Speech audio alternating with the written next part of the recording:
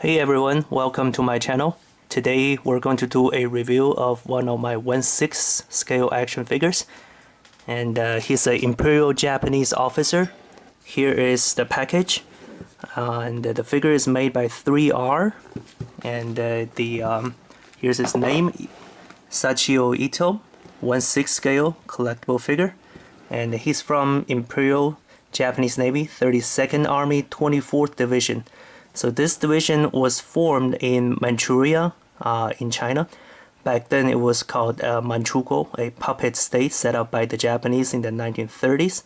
And this division was transferred to Okinawa by 1944. And so, well, during the Battle of Okinawa, the divisions fought there.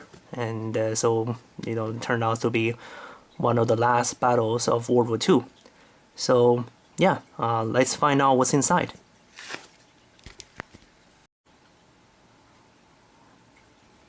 Alright, here's the figure out of the box, and I did my best to assemble everything. And basically, because there's no manual or anything in the box, so you had to assemble all the accessories based on your own knowledge. So, well, out of the box, this figure looks phenomenal. It's just so realistic. And let's look at the details. Look at the face. Well, actually 3R sculpted this guy based on the appearance of a Japanese actor. And if I remember correctly, his name is Nakamura Shido. And he was, actually one of the officers in the movie Letters from Iwo Jima. I'm not sure if you have seen it. If you have not, and if you're a big World War II fan, you should definitely check it out. And in that movie, he was actually a Imperial Navy officer. So, and they sculpt him as a Army officer here. And well, just he looks exactly like the actual actor. And just look at the face. And well, let's start from the top. So he's wearing the officer's cap, and I have attached the sun flaps to his officer's cap. And well, based on the actual historic pictures, a lot of the officers actually did not use the sun flap. Basically the function, the purpose for the sun flap. You see that a lot from the Japanese soldiers back in World War II, whether from pictures or video or from movies. It's a common practice for the Japanese soldiers to attach the sun flap, to the cap and protect their neck from the sun. And most of the officers, based on the pictures I saw, most of the officers actually did not use the sun flap. And you can actually, take off the sun flap, take a look. You can remove it very easily. And here's just, untie this. And if I can do that here. There you go. Untie this, and because it's just attached to the cap, as just like the real thing. So you can remove that with ease. And you should tie it back and put the cap back on like that. There. Now he looks like a actual Japanese officer from the movies, right? And yeah, so his appearance, the way he dressed, well, he's they sculpted based on the Japanese army appearance from the Battle of Okinawa.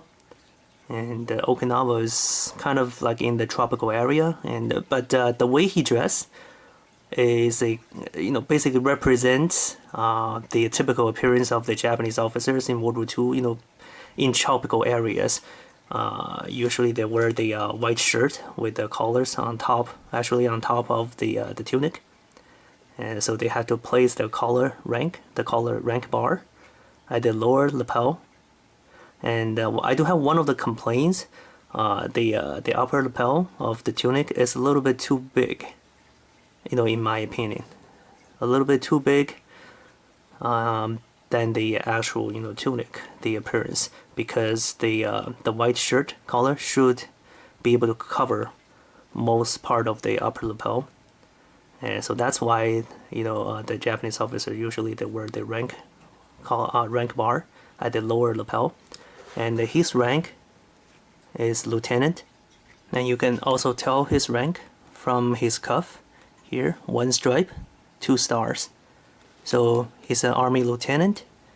And look at his equipment. He's got his binocular here, his belt for the pistol ammunition, and also a belt for other equipment. And he's got his automatic pistol holster here. It's made of real leather, actually, pretty nice. And it's his pistol is a Nambu 14 automatic pistol. And the pistol, you can also take out the magazine. You can see the bullet inside. So that's very nice.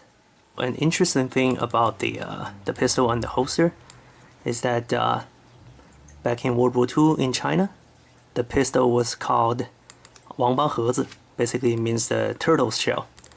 And the reason is, pretty obvious because of the shape of the holster. Looks like a turtle shell.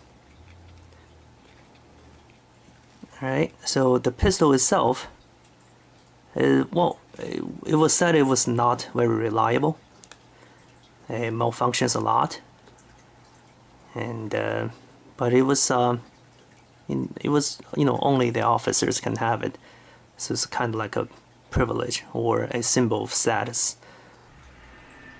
So alright, his equipment, we already mentioned that he's got the pistol ammunition here, and also here he's got the binocular case and the water canteen.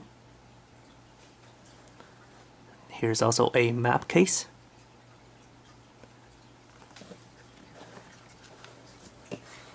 So he's wearing his officer's riding breech along with the riding boots and also spurs here. Well, another trademark for the Japanese officers is that they're always carrying their military sword. It was called the Shingando. Literally means new military sword, because when the Japanese army, when they were first began to modernize back in, I believe, in 1860s, correct me if I'm wrong, they began to discard their samurai tradition, and so basically they began to discard their samurai swords and equip their army with the Western sabers carried by officers. And I think by early 1930s they began to switch back to their own samurai tradition and armed their officers with the new military sword, the Shingando. Basically it resembles the samurai sword. And some of the Japanese officers, they indeed carry their family heirloom swords into battle. So that really depends on whether they came from a samurai tradition family or not. But here's the sword, and you can see it's actually made of metal, so it's pretty neat. And with the tassel here, the blue means it belongs to lieutenant ranks. So that's very nice.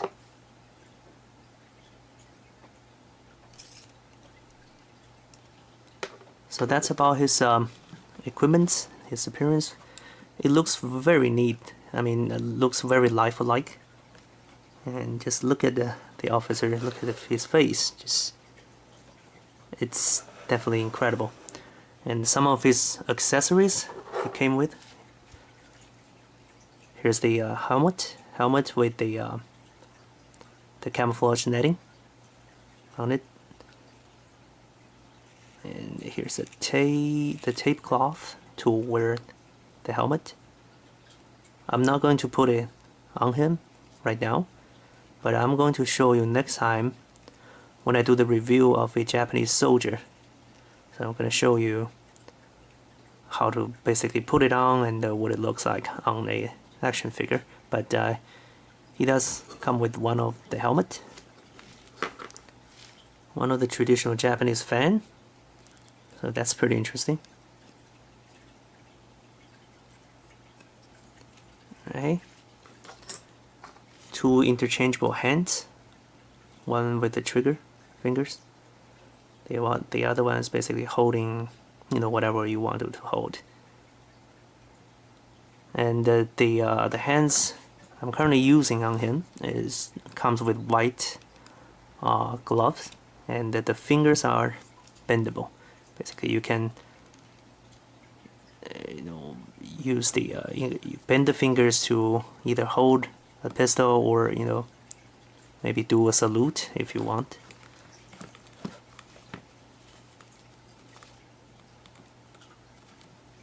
That looks pretty nice too, right? And also he comes with some of the personal equipment. Here's a white scarf. You can wrap it around his neck, and basically, that's nice. One of the Japanese flag. You can take it off from the paper board. I'm just gonna leave it like that right now because I'm not gonna use it. One of the lucky, basically good luck flag. Usually when a Japanese soldier, before he went into battle, his friends, family members, neighbors, they will write some of the good luck,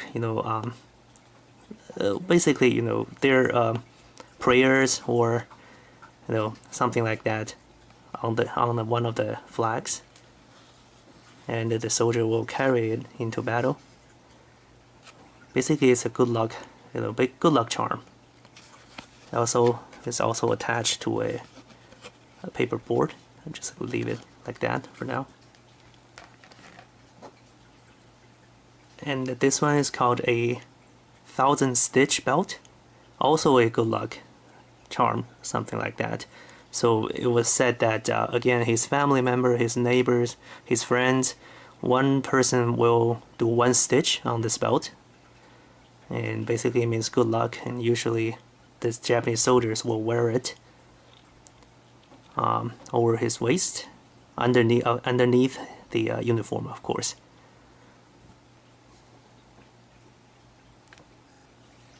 Here's also what is pronounced, I think it's pronounced hachimaki, a helmet scarf, literally translation from the Japanese. Well, I'm sure you see this a lot from movies or pictures. Basically, they wrap it around their forehead, and the Japanese words here says "determined to win." So, yeah. You see that from the Japanese kamikaze pilots or something. Before they went into battle, they would do this, wrap it around their forehead, or like this, right? Something like that. So yeah, pretty neat. He comes with all those personal equipment, and I have to give a shout out. A great job for 3R to do this, and they really paid attention to a lot of details of the soldiers, the uniform, the equipment, even the haircut. So look at the haircut. This is a typical Japanese army haircut back in World War II. So they got everything right, almost everything right. Again, I do have a complaint about the upper lapel of his tunic, but other than that, everything looks phenomenal. It's just great. I love having this. I got this one on eBay for about $160.